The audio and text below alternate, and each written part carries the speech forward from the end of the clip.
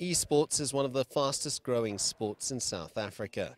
Gamers from across the country compete in League of Legends, Hearthstone and Counter-Strike for provincial and national colours in order to compete at the World Championships. This year, Team South Africa finished 14th in Jakarta, and Colin Webster says valuable lessons were learnt against the best gamers on the planet. They were unfortunately in a group of death. They had to face Sweden, Romania, Russia, China and Azerbaijan. And they were teams that were just almost invincible. Webster, a tax lawyer by day and former War Games world champion, believes that esports offers more than just an opportunity for gamers to make a living out of their hobby, but also acquire a life skill in the process. But in South Africa we have strong foundations. We have the schools that are affiliated, we have member clubs, we have the universities.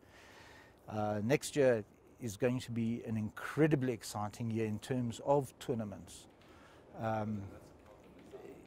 for women and for universities. So that should be something that South Africa can actually participate in, because we've already got that structure. According to the man who is driving esports in South Africa, there's a chance that the sport could well feature at a sporting showpiece like the Winter Olympics in the future. But he admits the decision to include esports will not be made anytime soon.